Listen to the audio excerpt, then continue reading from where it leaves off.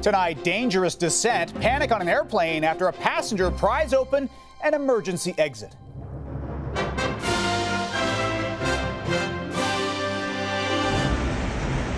Mid-air mayhem in South Korea. All of a sudden, you've got a massive air rushing through the aircraft. A terrifying ordeal and an arrest. A grieving British family and a Canadian suspect. It's like going to his funeral all over again. Seeking justice over the online sale of a substance used in suicides. Plus, Celine Dion calls off her world tour. The stage, that's her life. She lives to sing. A superstar sidelined by an ongoing struggle with an incurable condition. In my dreams.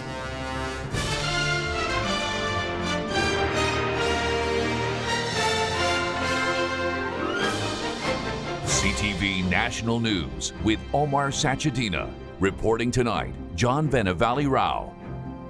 Good evening. Nearly 200 passengers are thrilled to be back on the ground tonight after a scare in the skies when a man pulled open a door on a plane while it was in flight.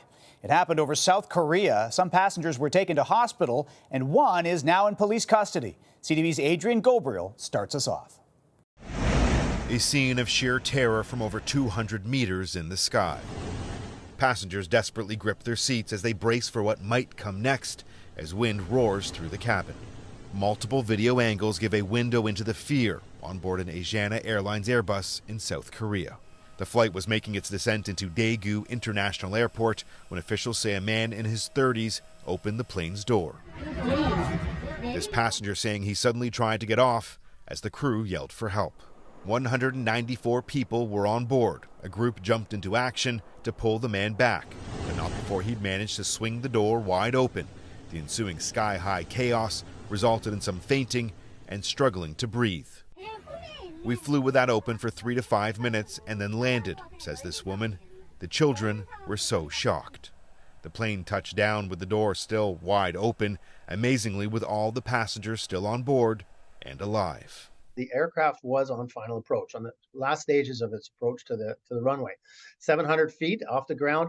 And so at that point in time, everybody, including the flight attendants, will be buckled in.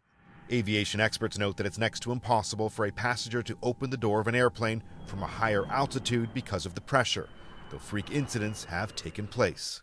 They said there was a hole and someone went out. April 2018, debris from a blown-out engine shatters a window on a Southwest flight traveling at cruising altitude. A passenger is partially sucked out the window and dies. Today's incident saw at least 9 passengers taken to hospital. The man accused of opening the hatch was taken into police custody with charges pending. Approaching 1. This simulator tells us the plane was traveling at about 240 kilometers an hour as it made its descent when the door suddenly opened.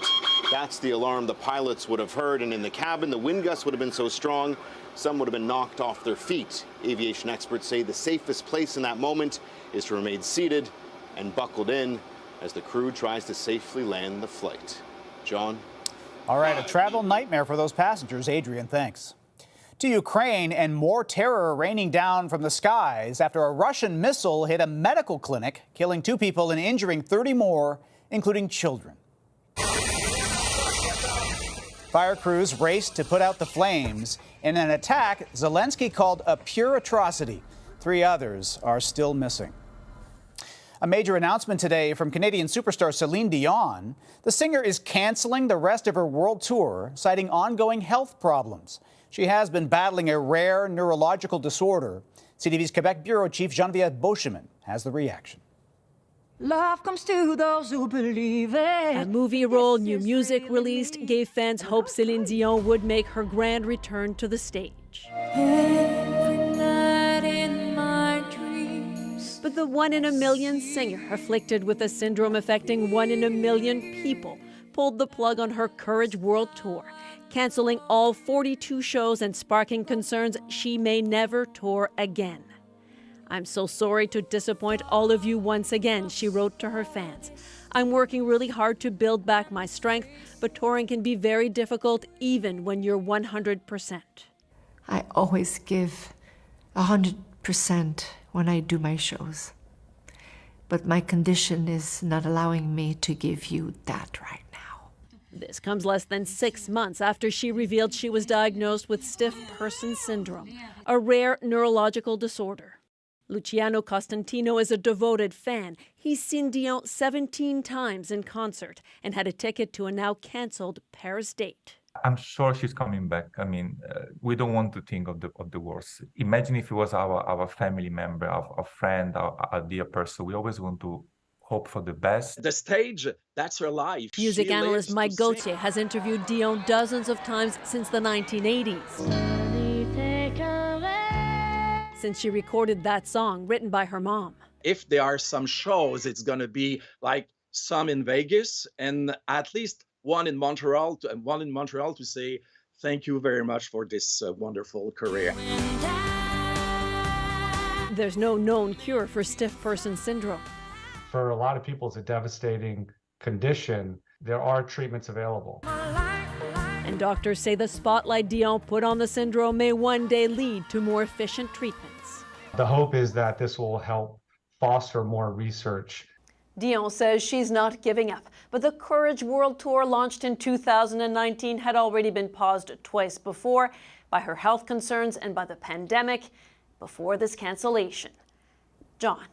Thanks, Genevieve. In Montreal, where firefighters are still trying to extinguish a major fire that started Thursday afternoon at a heritage building. Fortunately, nobody's been hurt. Everybody got out safely. Firefighters did discover a man in his 80s who was still in his apartment hours after the fire started. He was taken to a hospital. The nearly 200-year-old site included senior housing, daycare, and offices for Heritage Montreal. It's still unclear how the fire started. A British coroner is sounding the alarm tonight over a lethal substance that a Canadian man allegedly sold to vulnerable people in the United Kingdom. As CTV's Heather Wright reports, the suspect is linked to a growing number of deaths by suicide in a widening international investigation. There are still few answers for the parents of Tom Parfit, nearly 2 years after he died. The 22-year-old student in the UK took his own life, poisoning himself with a substance he bought online. It's like going to his funeral all over again. Julia Gilmore was at coroner's court in Surrey, England today for a hearing into the death of her son, whose suicide has been linked to Ontario man Kenneth Law. Law is accused of using multiple websites to sell sodium nitrite to at-risk individuals. The substance is legal but deadly in certain amounts. He's been charged by police in Ontario with 2 counts of assisting suicide. We have to stop the supply of these substances. After his son's death, Tom's father David wanted to see how easy it was to buy this poison online. Without knowing, he purchased sodium nitrite from the same website his son had months earlier. Even a year after Tom's death, there were still people taking the substance supplied by Kenneth Law. It couldn't have been more obvious that he was killing tens and maybe hundreds of people, and yet there was no action from law enforcement.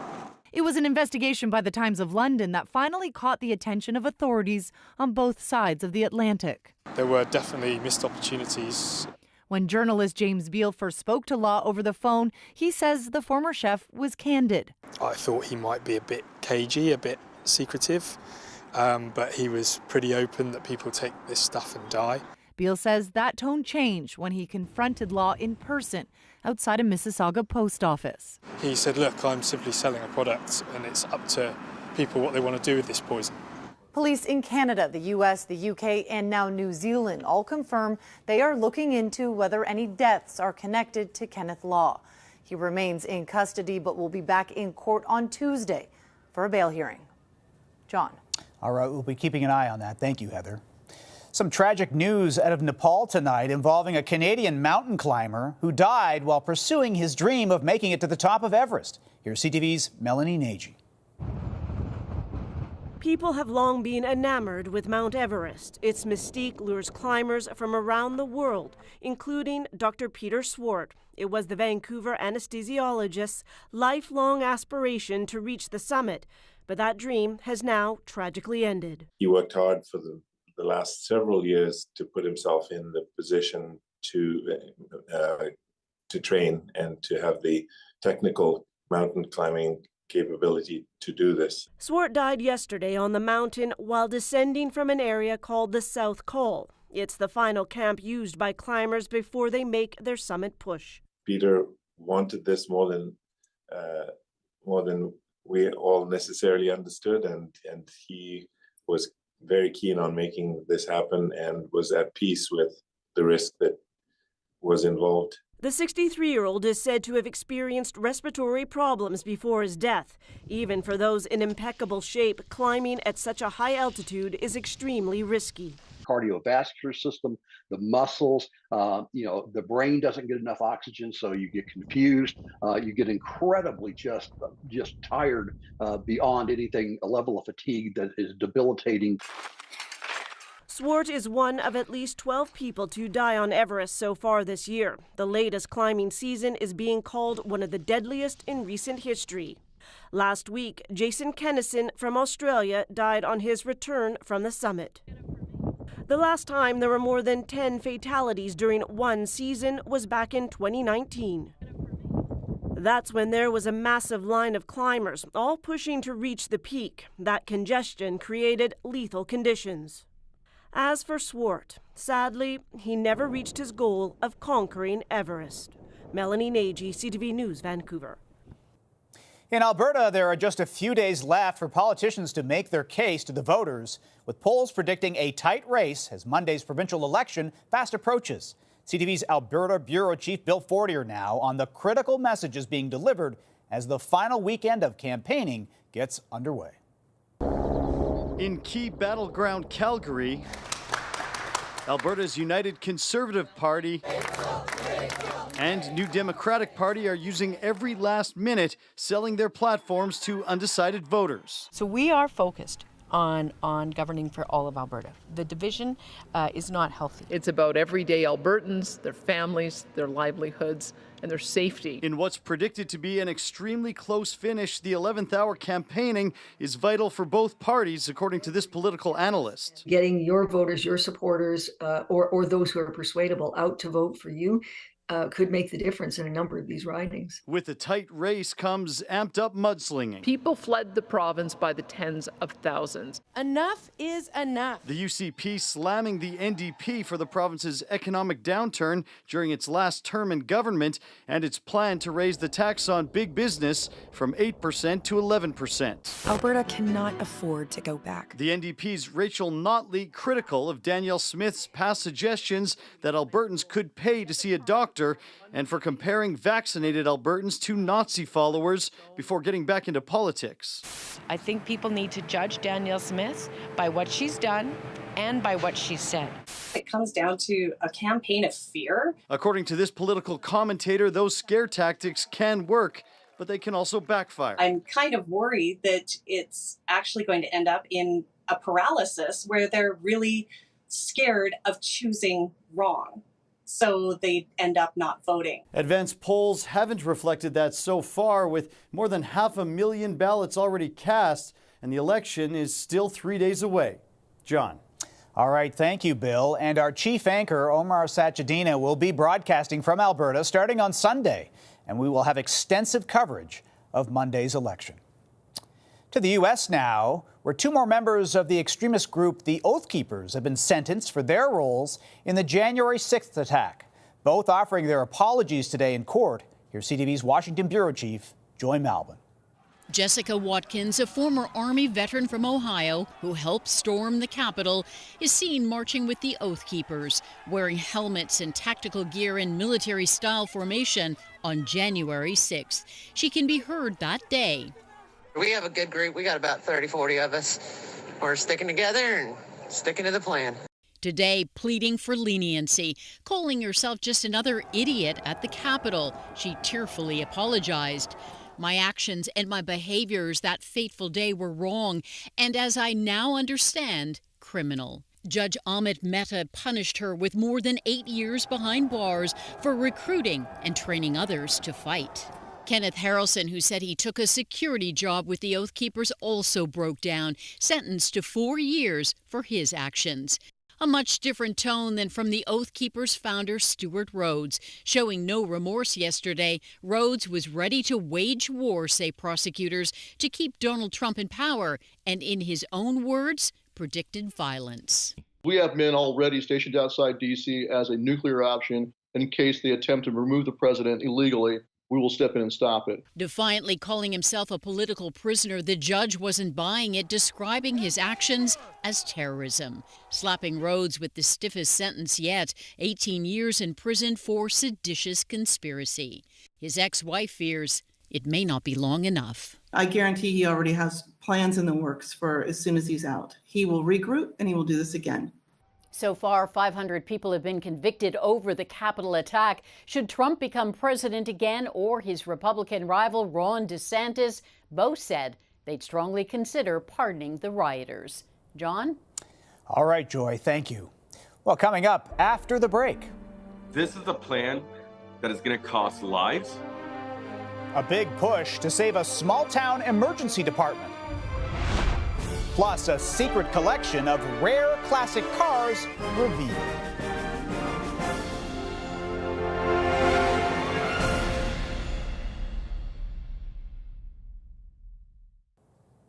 Across the country, many hospitals have had to reduce their emergency department hours or even temporarily close them because of staffing shortages. But northeast of Toronto, where one ER is slated to be closed for good, residents are fighting back. Here's CTV's Heather Butts.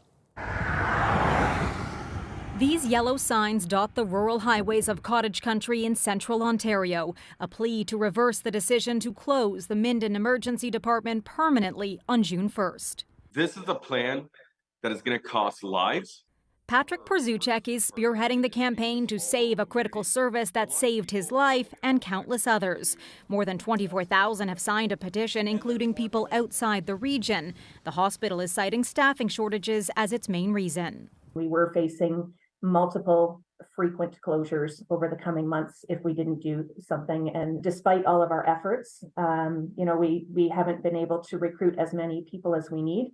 As staffing strains ripple across the country, temporary ER closures have become routine practice in dozens of rural communities, shuttered for hours or days at a time. We just can't be doing this on an ad hoc basis. Nationally, this is a national problem with common root causes that needs a national discussion. The Minden ER has never implemented a temporary closure and is the only emergency department in the country to close permanently in the last year. Nova Scotia transitioned some of its rural ERs to urgent treatment centres with reduced hours, a model this ER physician says Minden should consider. Because there are going to be other communities facing this very same situation in the coming years. The hospital says consolidating with its Haliburton site more than 20 minutes away would provide stable services, though doctors have said the Minden ER had coverage for the summer. This came as a complete shock to the community. The doctors and the nurses were told 15 minutes before the announcement to the public. His group is now looking to take their battle to court. We're not part of a morbidity and mortality rate. We're human lives. This has to stop. Ontario's Ministry of Health says it's not involved in these kind of decisions as hospitals are independent corporations. Still, there are calls for more government oversight. Heather Butts, CTV News, Toronto.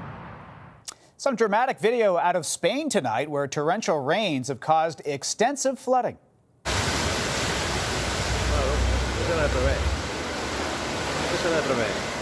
This car tried to cross the waters but ended up getting swept away. No word on the driver's condition. The fierce storm came after a lengthy drought in the region, one of the driest springs on record. Still ahead, a heartwarming match made on the ice. The hockey champs about to become more than just teammates. That's after the break.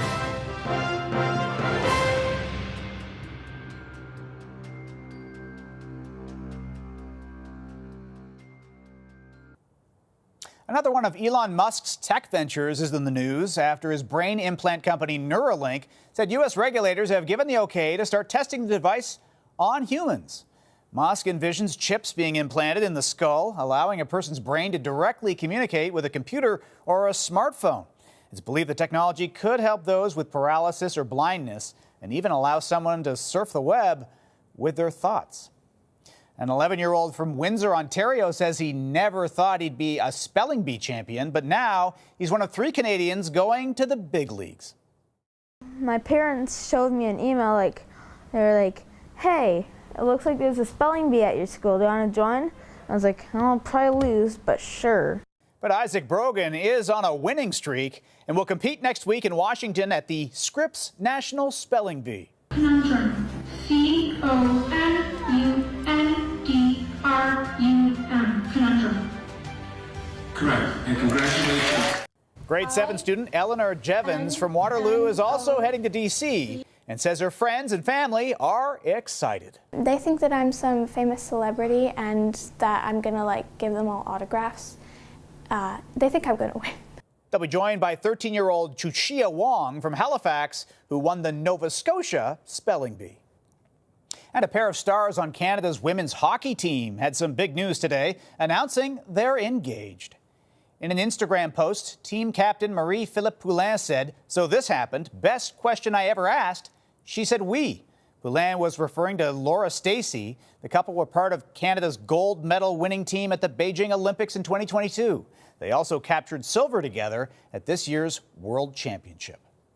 After the break, why a mystery man's secret stash of vintage vehicles has car lovers revved up.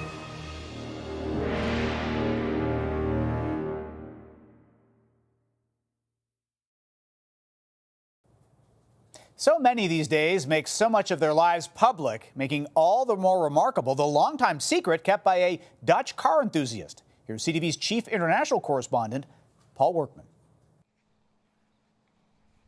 You don't have to be a car lover to appreciate the passion and secrecy that went into this collection. Put together over 4 decades, carefully and tenderly hidden away in warehouses and a disused church, until old age and dementia meant giving it up. This is a collection made with heart and soul, and that's what makes it so special, says the dealer now selling it off.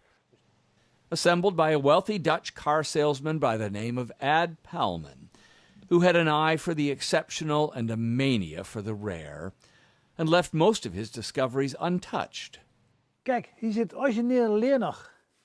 he says, it still has the original leather, and it's in perfect shape. Maseratis and Jaguars, old Ferraris and Aston Martins, a treasure snuggled away and never talked about. It's like they're still in the first years of their lives, he says, like they went into a coma and have been sleeping. It's just crazy. It's just a total mix of something. Why you should collect all those, I just don't know. A 1955 Lancia Aurelia Spider that only a millionaire can afford. Part of one man's prized obsession, to be dusted off and sold to the highest bidder. Paul Workman, CTV News, London. A treasure trove expected to fetch millions. That's it for us tonight. For Omar Sachedina and all the rest of us at CTV National News, thank you for watching. Have a good night and a great weekend.